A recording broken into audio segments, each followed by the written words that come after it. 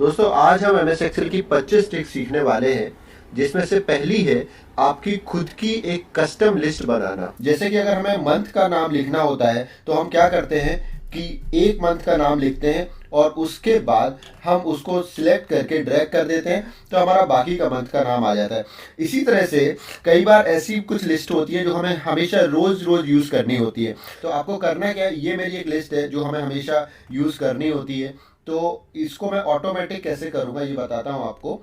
आपको फाइल में जाना है और फाइल में जाके आपको ऑप्शंस पर क्लिक करना है। ऑप्शंस में जो ये विंडो आएगा इसमें आपको एडवांस सिलेक्ट करना है और एडवांस में सबसे नीचे जाना है आपको एडिट कस्टम लिस्ट में। एडिट कस्टम लिस्ट में क्लिक करने के बाद आपको करना है क्लिक इस विंडो पर जो कि इंपोर्ट आपका डेटा करेगा। तो यहां पर जैसे मैं इस पर क्लिक करता हूं और यहां से सिलेक्ट कर लिया इस लिस्ट को और फिर अगेन उसके ऊपर क्लिक किया और फिर इंपोर्ट पर क्लिक कर दिया। जैसे ही आपने इंपोर्ट पर क्लिक करेंगे आप देखेंगे ये लिस्ट यहां पर ऑटोमेटिक आ जाएगी और फिर आपको इसको ऐड कर देना है। ऐड करने के बाद आपको ओके कर देना है। इसके बाद आप देखेंगे आपको कभी भी इस लिस्ट की जरूरत होगी तो आपको लिखना है केवल स्टेट्स। स्टेट्स इसलिए क्योंकि हमने फर्स्ट जो सेल है उसमें स्टेट्स लिखा है और उसके बाद आप इसको सिलेक्ट करेंगे तो आपकी ये लिस्ट यहाँ तक कंप्लीटली आ जाएगी। केवल इसी फाइल में नहीं, आप किसी और शीट में या किसी और फाइल में भी जब आप कहीं भी लिखेंगे स्टेट्स और उसके बाद जब इसको ड्रैग करेंगे आप इस तरह से तो ये आपके नेम पूरे जहां तक आप चाहेंगे वहां तक ये नेम इस तरह से आ जाएंगे।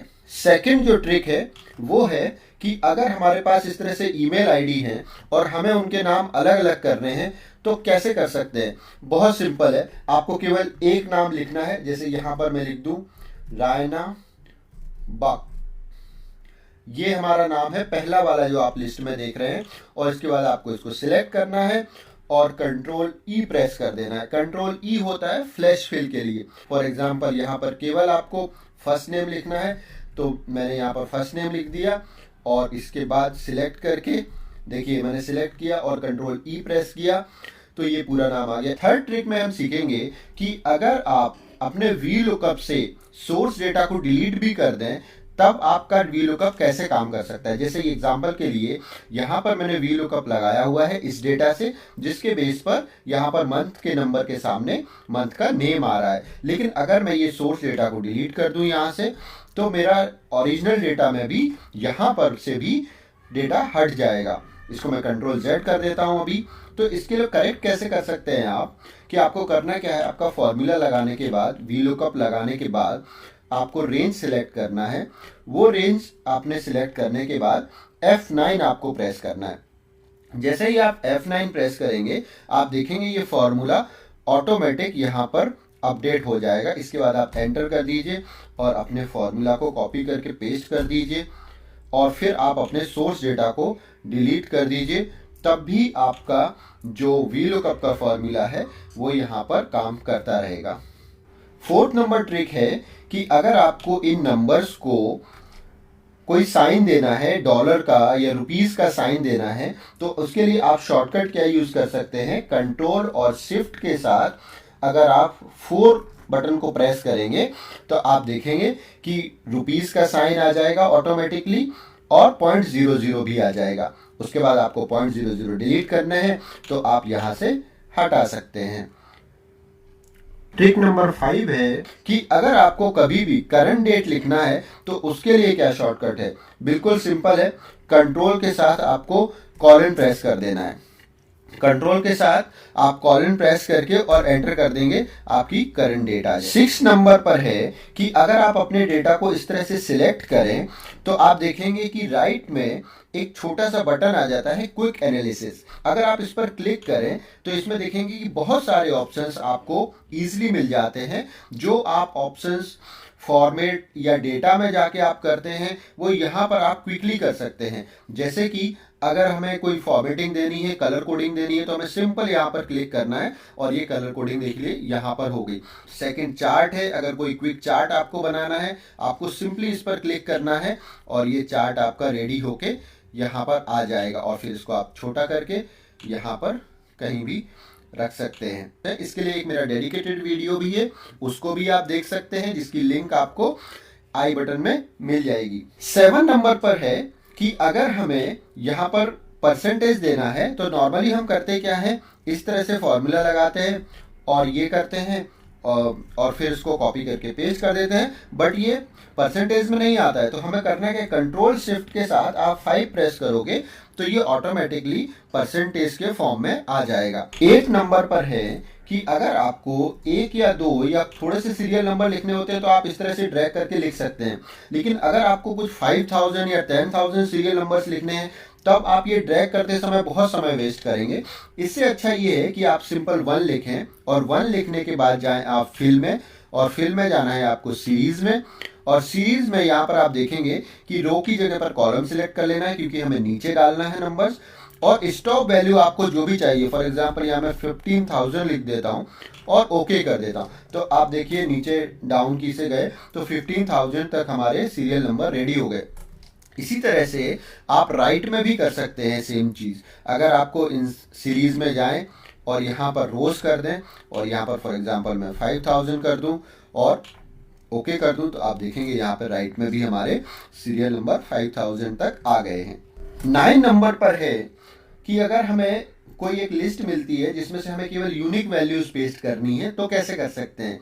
आपको केवल ये सिलेक्ट करना है, सिलेक्ट करने के बाद जाना है आपको डेटा में, डेटा में एडवांस्ड में, और एडवांस सॉर्ट एंड फिल्टर में आपको कॉपी टू अनदर लोकेशन पर क्लिक करके और यूनिक रिकॉर्ड्स ओनली पर क्लिक करके थर्ड जो आपका ऑप्शन है कॉपी टू में सिलेक्ट करके आपको कहां पर कॉपी करना है। फॉर एग्जांपल मैं यहां पर कॉपी कर लेता हूं और ओके करके इसको ओके कर देना है। तो आप देखेंगे कि आपकी जो यूनिक वैल्यूज थी इस लिस्ट की वो यहां पर आके पेस्ट हो जाएंगी।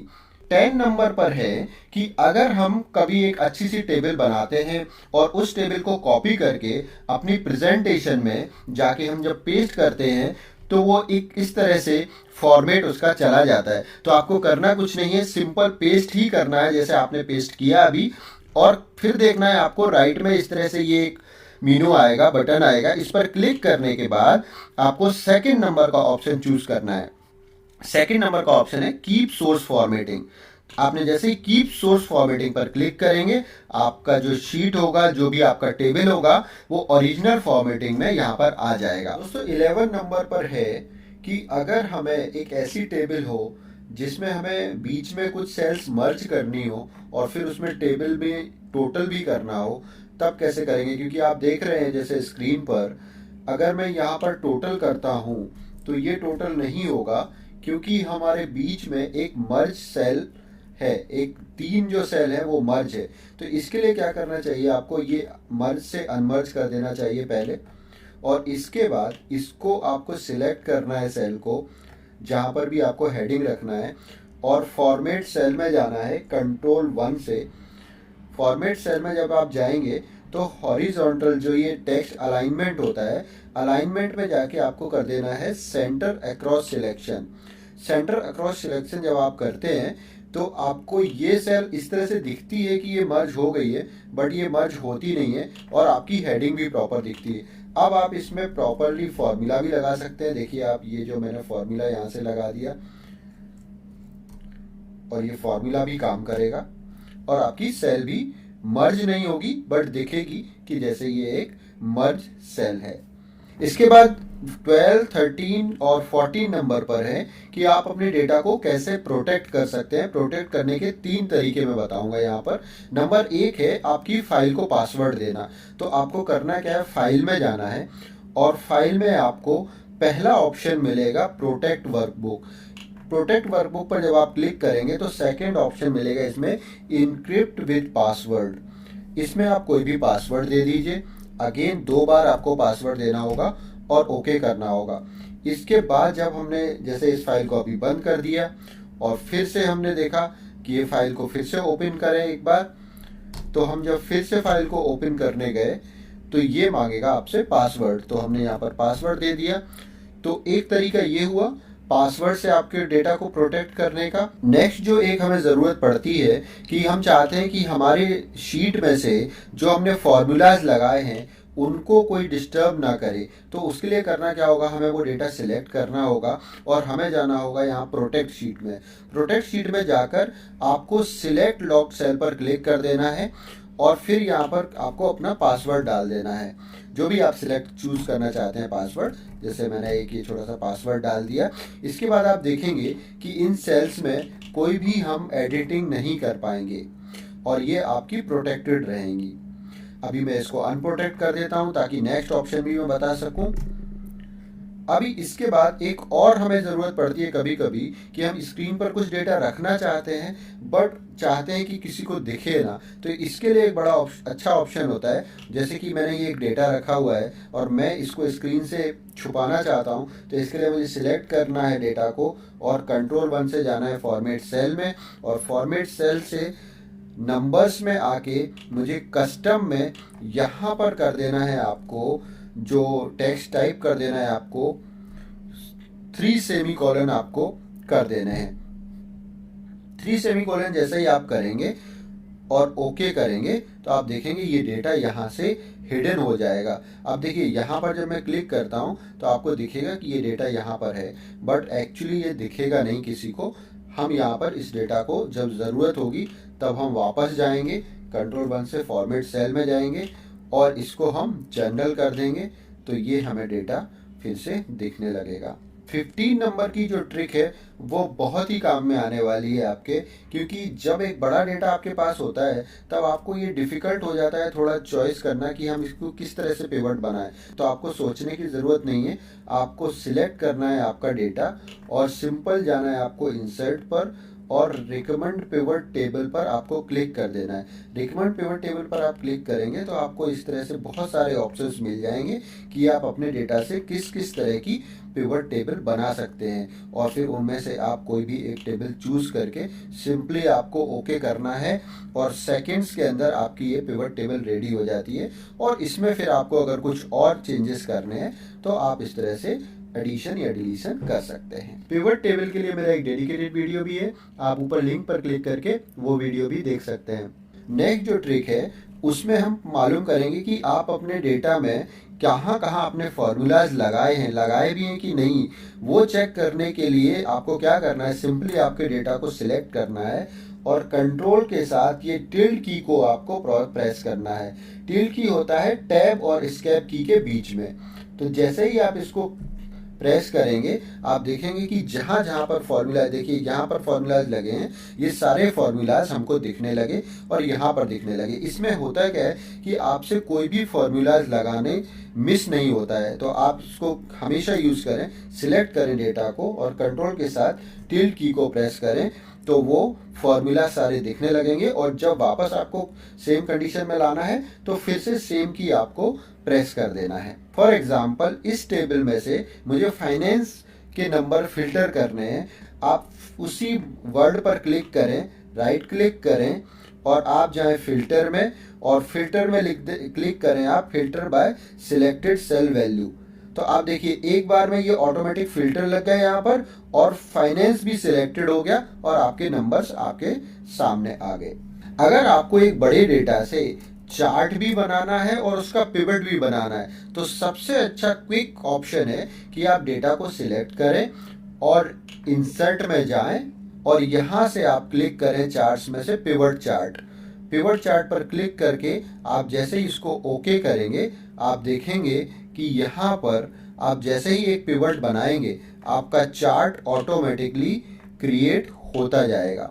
स्पार्क लाइंस, अगर आपको एक क्विक चार्ट बनाना है, यहाँ पर इन नंबर्स के सामने आपको एक क्विक छोटा सा चार्ट बनाना है तो आपको सिंपली क्लिक करना है यहाँ पर और जाना है आपको इंसर्ट में और इंसर्ट में आपको स्पार्क लाइन पर क्लिक करना है। स्पार्क लाइन में जैसे ये मैं पहले ले लूँ और इसमें डेटा रेंज दे देना है आपको, डेटा रेंज ये होगी और क्लिक करके ओके कर देना है। तो आप देखेंगे ये छोटा सा स्पार्क लाइन बन गई जिससे हमें पता चल रहा है कि ये रेवेन्यू यहाँ से नंबर्स में बढ़ रहा है। इसी तरह से हम नीचे भी कर सकते हैं, अगेन हमें यही करना है और स्पार्क लाइन पर क्लिक करना है, इंसर्ट में रेंज देना है और क्लिक करके ओके कर देना है। तो आप देखेंगे यहाँ पर क्योंकि रेवेन्यू कम हो रहा है तो ये इंडिकेट कर रहा है स्पार्कलाइन कि यहाँ पर रेवेन्यू कम हो रहा है। कभी कभी हम कॉपी पेस्ट में बहुत टाइम वेस्ट करते हैं। इससे अच्छा अगर हमें ये डिपार्टमेंट फॉर एग्जांपल लास्ट में रखना है तो हम सिंपली इसको सिलेक्ट करें और यहाँ से पकड़ें इसको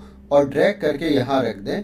और ये ब्रांच नेम अगर हमें सेकंड कॉलम में रखना है तो यहाँ से ड्रैग करके हम यहाँ पर रखें, या फिर इसी तरह से एक 3 या 4 हमें रोज यहाँ से कट करके कहीं और ले जानी है तो हम उठा के सिंपली यहाँ रख सकते हैं। इसमें कॉपी पेस्ट की कोई ज़रूरत नहीं है। दोस्तों जितने भी कीबोर्ड शॉर्टकट्स होते हैं वो आप खुद भी बना सकते हैं अपने जिन जिन कीबोर्ड शॉर्टकट्स की आपको ज़रूरत पड़ती है। जैसे कि आप ऑल्ट की को जब प्रेस करेंगे तो आप देखेंगे कि यहाँ पर ये नंबर्स इसके एक्टिवेट हो जाते हैं कि कौन से मेनू में आपको जाना है तो क्या प्रेस करना होगा। तो फॉर एग्जांपल यहाँ मुझे होम मेनू में जाना है तो मुझे H प्रेस करना होगा और नेक्स्ट जो ऑप्शन है वो फिर यहाँ पर डिस्प्ले हो जाते हैं कि अगर आपको कौन सा ऑप्शन चाहिए तो उसके लिए क्या प्रेस करना होगा। तो फॉर